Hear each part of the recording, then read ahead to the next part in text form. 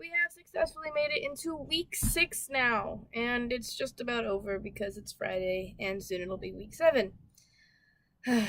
But over the summer, we read a book together as freshmen only for the common reading, and we read a book by Ta-Nehisi Coates. I believe that's how you pronounce it. I don't know, there's a lot of letters. But it's called Between the World and Me, and is about his experiences in life that he's writing to his son because he is talking about racism in his own view because he is a black man and how he survived growing up in Baltimore. And I can't really relate with him on the aspect that I'm a white female and he is a black male, and he writes about his experiences being his race. But with my experiences being my race, is I found myself lately with all the classes I've been taking, including ethnic studies, very ignorant in a form of to how I've known there's racism. I've seen it. I know about it. I just didn't know that I could be as influential as I am because of my skin color, which I didn't even really identify with. I don't see myself every morning as like, oh, I'm a white girl. I see myself as me, and I feel ignorant to the fact that I don't know my role in society either, with kind of this social construct that we've made for a hierarchy of the races. And it's interesting. I don't know how I can compare myself to anybody. I've never felt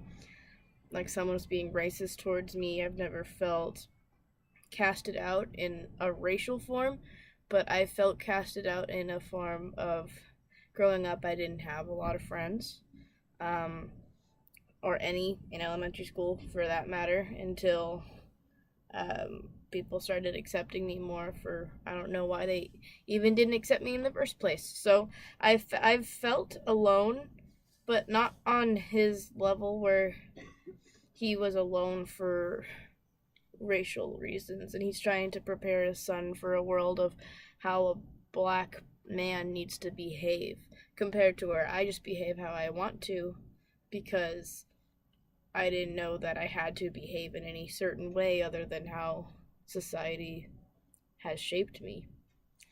Other than that, I don't find really anything else. But to compare our reasons for going to college, he wanted to prove that he can do more and be smart. Where growing up, my family has always told me I'm the smartest member in the family. I've never needed to really prove my knowledge other than it's hard to keep up with their view of me. um, yeah, I chose Oregon because it's an open community. It has what I'm looking for a higher education. I want to be a history teacher for high schoolers and influence the next generation in a more positive outlook on life, I guess. But we both came to our schools to prove ourselves in different ways, and I can't see myself being able to connect in the way why Coates chose Howard.